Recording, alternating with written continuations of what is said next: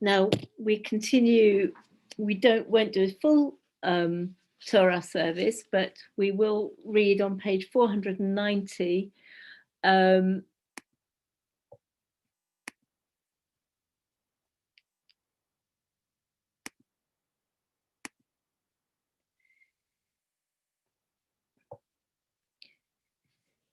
so if Debbie, if you read for us the short passage at the top of page 490 whilst I undress the scrolls, assemble the people.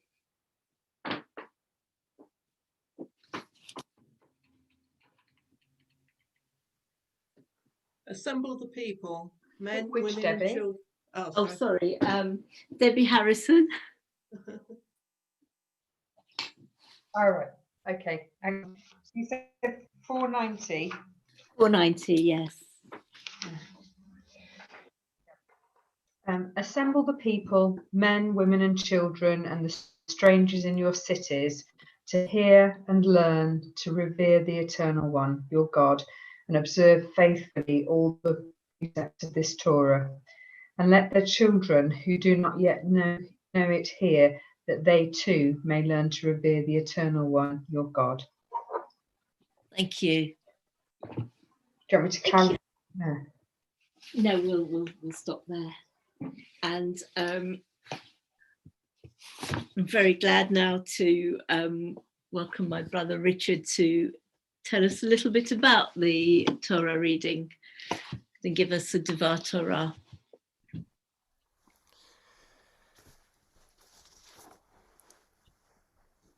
Not beginning with the Torah, but we'll see how we get there. The ceiling in my study has got a hole in it.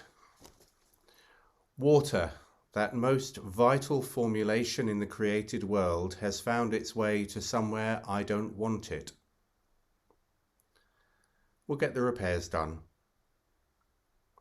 The roofer we consulted spoke to me of how water flows where gravity and the gaps, the channels, the tiny spaces between natural or man-made materials allow.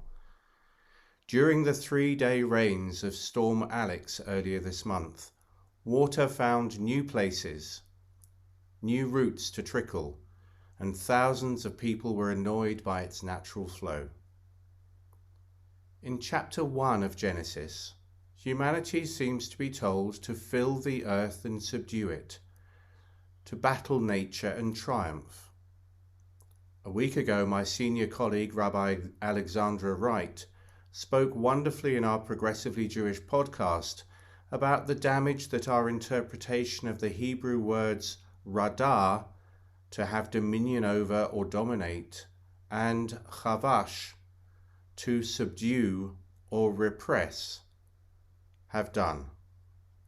They are verbs about the use of unregulated power over the earth, and Bible-fearing peoples have taken them as giving us license to do with the planet as we wish, exploiting its natural resources to suit our needs, with the biblical guarantee that we can do this without consequence, because God has permitted it.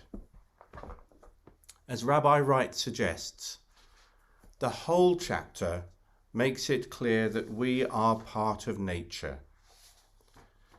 The delicate balances between different parts of the ecosystems that keep the planet healthy are things we humans have learned about and we understand through scientists and broadcasters, most notably, as we've just heard, including Sir David Attenborough. What will we do with this knowledge?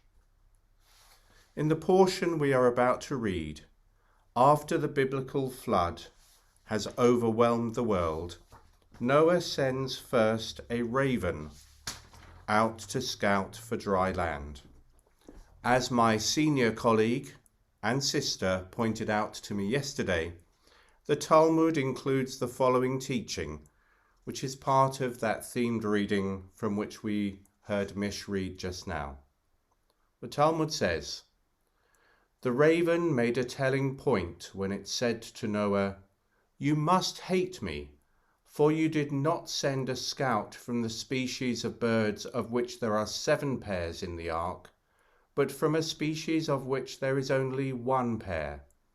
If the power of the sun or of the cold had overwhelmed me, would not the world be missing a species? We human beings have the power to choose. Do we try to battle nature and somehow beat or defeat it? We'll get our roof repaired, but we know that we will never be able to claim a victory against the elements. The human species cannot dominate and subdue the world and survive itself. All of nature has to coexist. If we continue to seek to dominate nature, we will inevitably grab defeat from the jaws of ego-inspired lust for victory.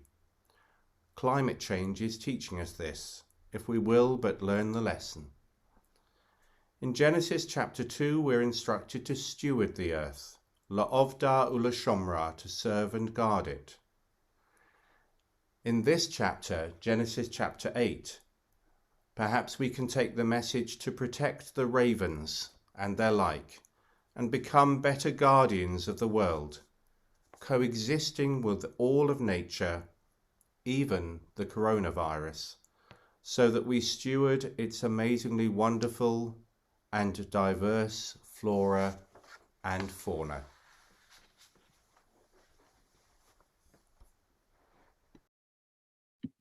Thank you, Richard. Thank you very much for those inspiring words. I've put the reading up in the chat if you'd like to follow it. It's, as Richard already indicated, I'm reading from Genesis chapter 8, which tells us of how the flood came to an end and how Noah sent out first the raven and then the dove. It's Genesis 8, 1-14, and you can follow it on page 12 in the Tanakh, page 29 in the Hertz Chumash, and page 61 in the Plaut Chumash. And it's a pleasure to call up Yehudit Bat Devorah for Yisrael, June, on her yahrzeit to say the blessings. And June, we wish you long life. Ta'amod Yehudit Bat Devorah for Yisrael. Thank you. Baruch hu et Adonai Hamavorah. Baruch Adonai Hamavorach le'olam va'ed. Baruch Adonai Hamavorah le'olam va'ed. Baruch atah Adonai Eloheinu melech ha'olam asher bachar banu mechol ha'amim v'natan lanu et Torato. Baruch atah Adonai Natan HaTorah. Thank you. The reading picks up at the point where there's been a terrible flood, and we read of the destruction of all living things except the creatures within the ark and, of course, the fish of the sea.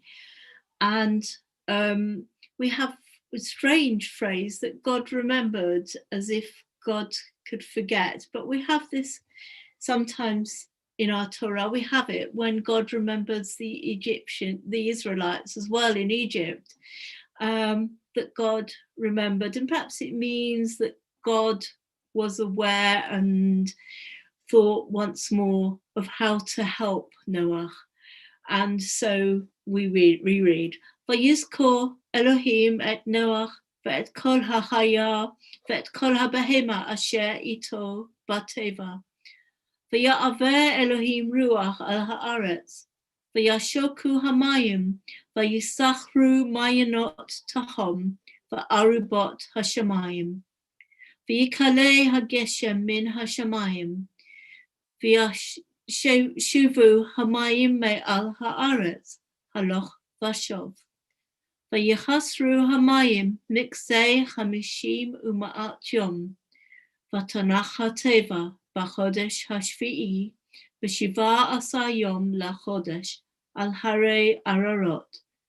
V'hamayim hayu haloch v'chasor, at chodesh ha'asiri, v'asiri be'echad lachodesh, niru rosh heharim.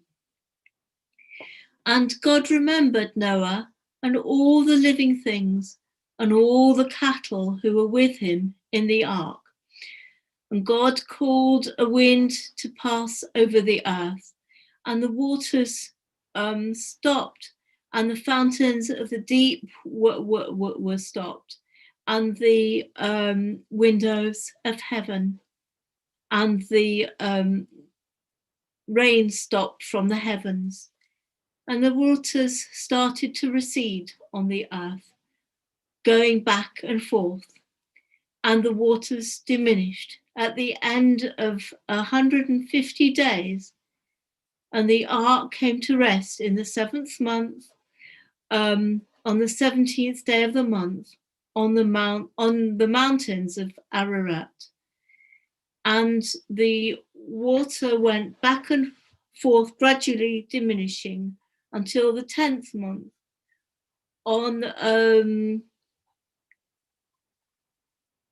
In the 10th month, on the first day of the month, the tops of the mountains reappeared.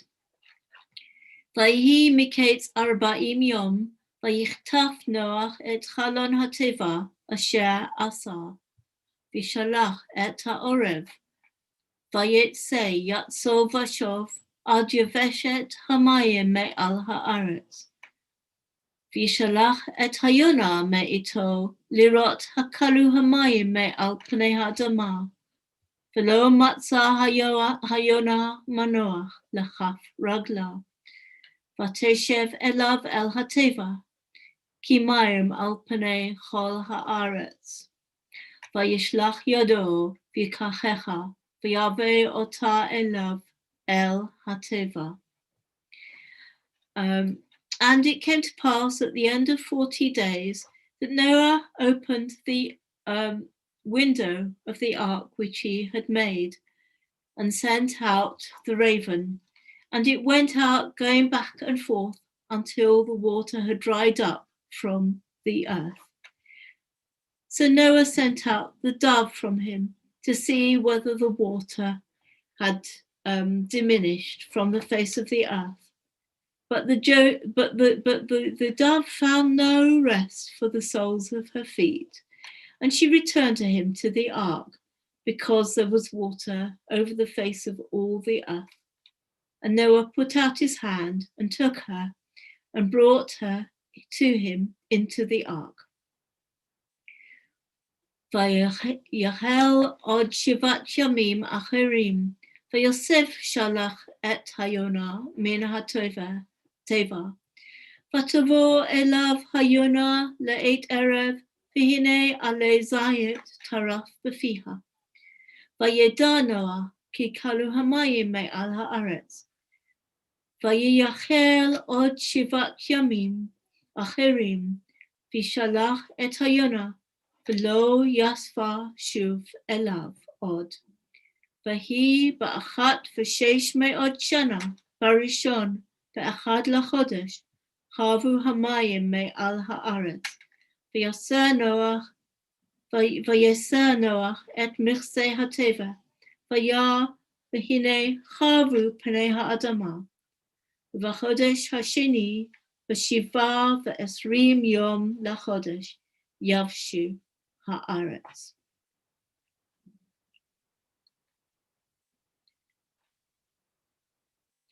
And he waited another 7 days, and he sent out the dove again from the ark. And the dove came to him at the evening, and she had a torn olive leaf in her mouth. And Noah knew that the waters had diminished from the face of the earth. And he waited another 7 days, and he sent out the dove, and she did not come again to him. And it came to pass in the 601st year, in the first month, on the first day of the month, that the waters had dried from the earth. And Noah removed the covering of the ark, and he saw, and behold, the face of the earth had dried up. In the 2nd month, on the 17th day of the month, the waters had dried up.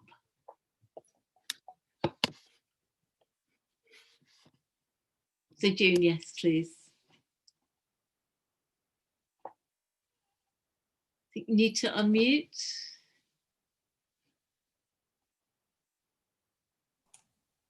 Thank you. Baruch atah Adonai, Eloheinu melech haolam, asher notan lanu Torah emet, v'hei olam nasi b'tochenu. Baruch atah Adonai, noten haTorah. Thank you. And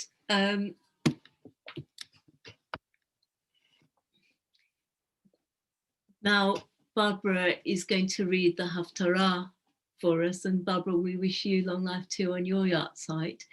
We're reading a beautiful Haftarah. It's one of my favorites. It refers to the covenant with Noah and to the fact that God will remember, just as God promised Noah that he would remember the covenant and not again send a flood. And it continues with the inspiring words that all our children will be taught of the Eternal One. I'll put it up on the screen, but you can also follow if you would like to.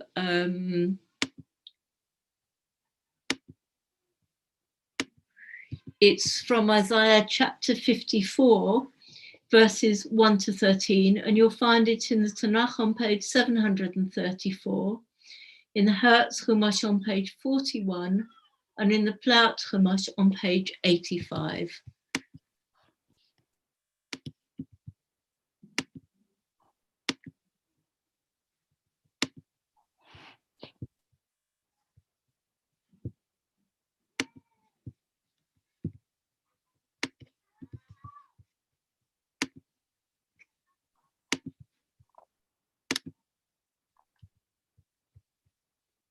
Baruch atah Adonai, Eloheinu melech haolam, asher bachar b'nviim tovim, v'ratza v'divreihem haneimarim be'emet. Baruch atah Adonai, abochea b'Torah v'Moshe avdo v'Yisrael amo, v'neviei ha'emet v'tzedek.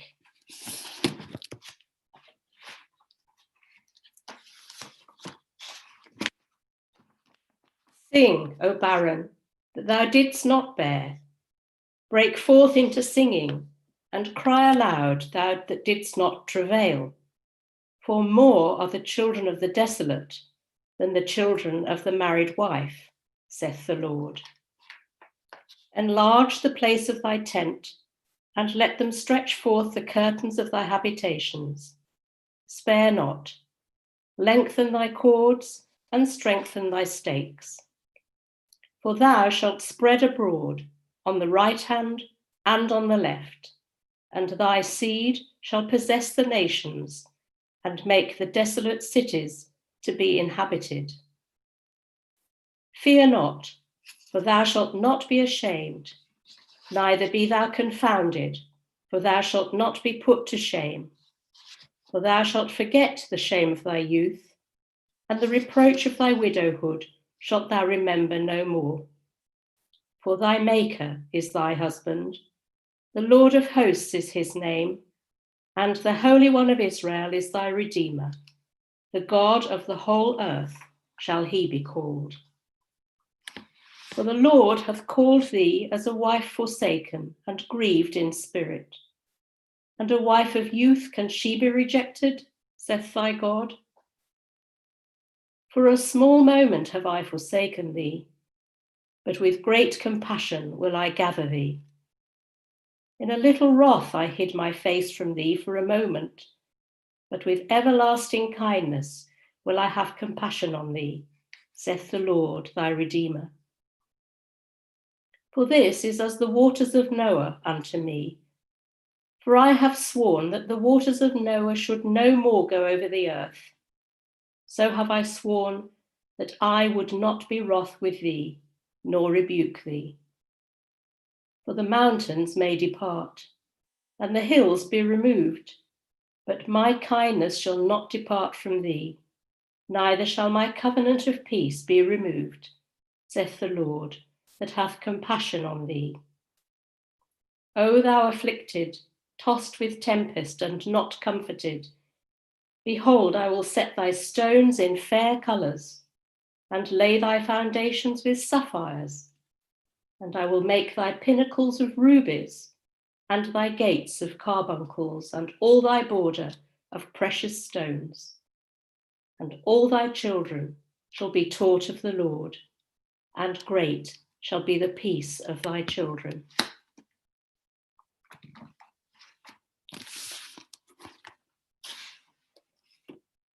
Baruch atah Adonai Eloheinu melech haolam, tzur kol haolamim, tzaddik bechol hadorot, ha'el ha'ne'eman ha'omer ve'oseh, ha'medaber u'mkayem, shekol devarav emet v'tzedek.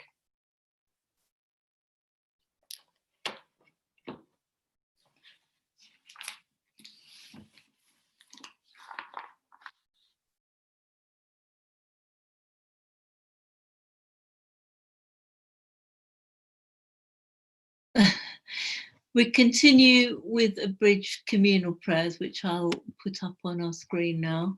And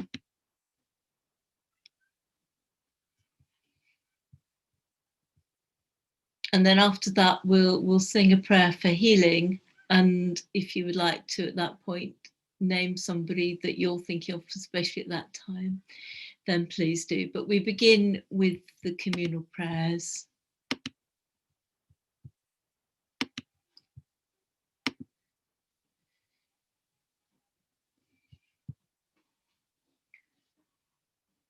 Sovereign of the universe, bless our Queen Elizabeth and all the royal family. Guard them and all who govern our country with the spirit of wisdom and compassion, so that they care for the citizen and the stranger and bring benefit to all the inhabitants of our country and the world. God of our ancestors, bless the state of Israel and all its inhabitants. May its leaders be faithful to its founding principles of justice for all its inhabitants, freedom from discrimination and prejudice, and welcome to all who seek refuge. May she dwell in peace with her neighbours soon and in our time. Shekhinah, divine presence, bless our congregation and all its members. Be with those who seek your presence and all who are in need of healing, spiritual, mental, or physical. Let them know that you are near to comfort and sustain them. Makor HaChayim, source of all life, teach us to care for the world you have entrusted to us. For too long we have been negligent and selfish, squandering its resources without care for the future. Teach us to be Shomrei Adamah, guardians of the earth, tending all the diversity of life, that it may long endure. Now, as we sing Debbie Freeman's Misha Beirach, if you would like to name anybody particularly, either in the chat or aloud, bearing in mind that we are streaming, then please do mention them now.